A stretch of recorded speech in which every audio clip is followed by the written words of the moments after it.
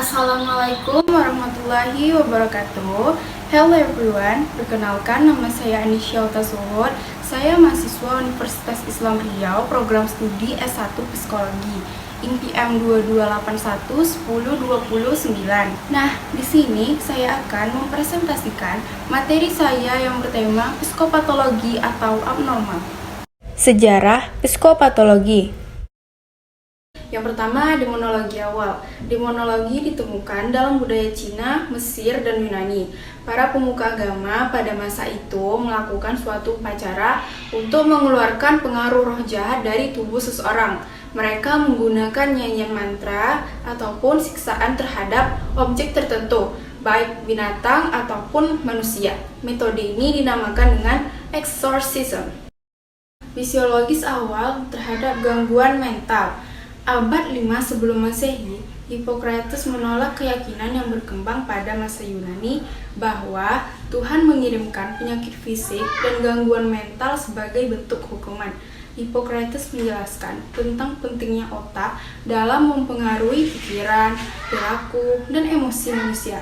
Menurutnya, jika cara berpikir dan perilaku seseorang menyimpang atau terganggu, berarti ada masalah pada otaknya. Zaman kegelapan dan kembalinya demonologi. Setelah kematian Galen sebagai dokter terakhir pada masa Yunani klasik, menandai dimulainya zaman kegelapan bagi dunia medis, perawatan, dan studi tentang perilaku abnormal.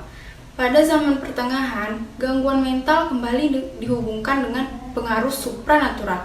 Para pastor menangani penderita gangguan mental dengan berdoa atau menyentuhnya dengan menggunakan benda-benda keramat, atau memberinya ramuan yang harus diminum pada saat fase bulan mengecil. Sedangkan keluarga penderita percaya dan membawanya ke pastor karena takut dan mempunyai tahayul bahwa penderita terkena pengaruh setan. Penderita gangguan mental dianggap sebagai tukang sihir. Mereka dianggap bersekutu dengan setan dan menentang Tuhan. Sampai akhir zaman pertengahan, semua penderita mental dianggap sebagai tukang sihir. Beberapa pengakuan dari mereka mempunyai hubungan dengan setan. Dalam pandangan abnormal, hal ini diinterpretasi bahwa para tukang sihir tersebut mengalami halusinasi atau delusi dan beberapa dari mereka memang didiagnosis mempunyai gangguan psikosis. Pembangunan asilum selama zaman pencerahan. Pada abad 15-16 di Eropa mulai melakukan pemisahan antara penderita gangguan mental dari kehidupan sosialnya dengan dibangun suatu tempat penampungan yang disebut dengan asilum. Asilum itu rumah sakit jiwa. Di asilum itu penderita gangguan mental dan para gelandangan ditampung dan dirawat, dan mereka dibiarkan untuk tetap bekerja dan tidak diberi suatu aturan hidup yang jelas. Yang kelima, gerakan reformasi. Amerika dan Prancis sebagai bagian dari proses pencerahan. Orang gila dianggap sebagai orang sakit, dan Pinel merupakan figur yang mempelopori gerakan treatment yang lebih manusiawi terhadap penderita gangguan mental. Dia membebaskan pasien di La Bicêtre dari ikatan rantai dan pasung, kemudian memperlakukannya sebagai seorang yang sakit dan tidak memperlakukannya seperti seekor hewan. Pengertian abnormal dan psikopatologi. Psikologi abnormal adalah ilmu yang mempelajari tentang perilaku abnormal. Abnormal itu menjelaskan pikiran, perasaan, dan juga perilaku seseorang yang mengalami gangguan. Disebut juga disorder, dan yang mengalami disease, terjangkit penyakit. Ciri-ciri perilaku abnormal secara sederhana. Yang pertama is atypical and unusual, perilaku yang tidak biasa. Yang kedua is disturbing violate social norms, mengganggu atau menyimpang norma-norma sosial.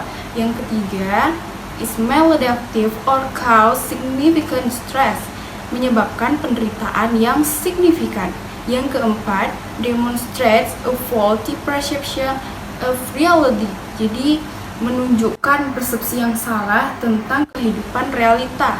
Psikopatologi adalah studi mengenai gangguan yang esensinya secara ilmiah. Jadi sesuatu atau seseorang tidak berjalan semestinya dan melakukan hal-hal yang abnormal. Psikopatologi ini menjelaskan tentang sebuah faktor psikologis, perilaku, penderitaan, dan ketidakmampuan seseorang atau disebut juga disabilitas. Kriteria, perilaku, dan tingkah laku abnormal psikopatologi. Kriteria perilaku abnormal yang pertama tinggi badan, halusinasi, delusi, cemas, depresi, merasa sendiri, sakit fisik, dan mencoba bunuh diri.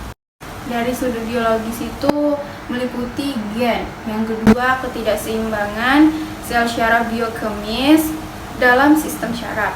Yang kedua, adanya gangguan tidur, gangguan makan, dan gangguan energi.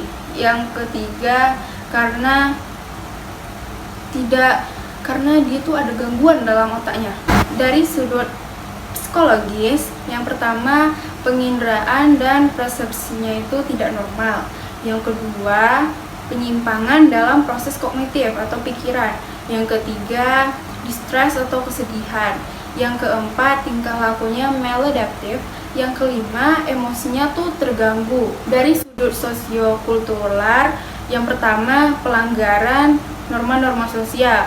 Yang kedua, menyakiti atau mengganggu orang lain. Macam-macam gangguan jiwa atau gangguan mental. Gangguan skizofrenia. Skizofrenia adalah gangguan fungsi otak yang menyebabkan tidak adanya keseimbangan dopamin atau zat kimia di otak. Skizofrenia ditandai oleh adanya halusinasi dan delusi keyakinan yang salah. Skizofrenia dicirikan dengan kekacauan mendasar pada kognisi dan emosi yang mempengaruhi bahasa, pikiran, persepsi, afeksi, dan pemahaman akan diri. Hasil analisis dari WHO 2016, sekitar 450 juta orang menderita gangguan jiwa skizofrenia. Skizofrenia adalah penyakit jiwa yang diderita oleh orang yang kepribadiannya terpecah. Orang yang menderita penyakit ini seolah-olah mati jiwanya, tidak mampu menanggapi segala sesuatu di lingkungan sekitar, dan terpisah dari dunia nyata. Jiwanya terasa kosong dari norma dan kebudayaan. Gangguan kecemasan. Kecemasan merupakan keadaan emosional negatif yang ditandai dengan adanya firasat dan somatik ketegangan, seperti jantung berdetak kencang, berkeringat, dan kesulitan bernafas. Kecemasan adalah respon terhadap situasi tertentu yang mengancam, tetapi hal ini normal terjadi karena perkembangan, perubahan, dan pengalaman baru atau yang belum pernah dilakukan. Namun, cemas yang berlebih, apalagi yang sudah menjadi gangguan, akan menghambat fungsi seseorang dalam kehidupannya. Gangguan kecemasan menurut Freud. Freud menggambarkan 3 bentuk umum kecemasan. Yang pertama, kecemasan realitas. Kecemasan ini berupa rasa takut terhadap bahaya lingkungan yang nyata dengan sebab yang jelas. Rasa takut semacam ini hal yang wajar dan memiliki nilai kebertahanan hidup baginya. Yang kedua, kecemasan neurotik adalah kecemasan yang berasal dari rasa takut, yaitu rasa takut akan hukuman karena menunjukkan hasrat-hasrat impulsif.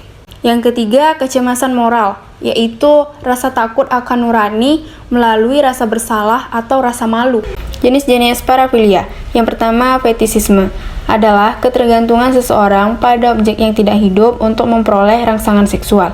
Penderitanya kebanyakan laki-laki yang memiliki dorongan seksual berulang dan mendalam terhadap objek tidak hidup yang dibutuhkan untuk merangsang kepuasan seksual. Yang kedua, pedofilia. Pedofilia adalah orang dewasa yang menyukai anak-anak, yang mempunyai kepuasan seksual melalui kontak fisik dan seksual terhadap anak-anak di bawah umur yang tidak memiliki hubungan darah dengannya. Pedofilia banyak diderita oleh laki-laki.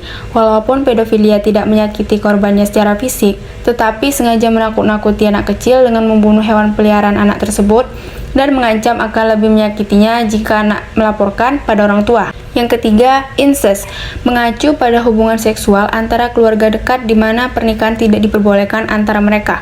Biasanya kakak dengan adik kandung dan ayah dengan anak perempuannya. Yang keempat, voyeurisme adalah referensi nyata untuk memperoleh kepuasan seksual dengan melihat orang lain tanpa busana atau sedang melakukan hubungan seks. Orang yang mengalami gangguan ini akan mengalami kepuasan seksual dengan melakukan masturbasi. Terkadang mereka berfantasi melakukan kontak seksual dengan orang yang dilihat. Yang kelima, eksibisionisme, memperoleh kepuasan seksual dengan menunjukkan alat kelaminnya pada orang lain. Yang keenam, voyeurisme, yaitu orientasi seksual dengan menyentuh orang lain yang tidak disangka-sangka. Pelaku mungkin menggosokkan alat kelaminnya pada paha atau pantat perempuan. Yang ketujuh, sadisme dan masokisme seksual. Sadisme adalah kegemaran meningkatkan kepuasan seksual dengan meningkatkan kesakitan atau menimbulkan kesakitan baik fisik maupun psikologis, misalnya mempermalukan orang lain. Sedangkan masokisme adalah kegemaran untuk meningkatkan kepuasan seksual dengan menjadikan dirinya sebagai objek disakiti dan dipermalukan. Kedua gangguan ini dapat ditemukan pada hubungan heteroseksual maupun homoseksual. Sudut pandang psikologi tentang gangguan seksual.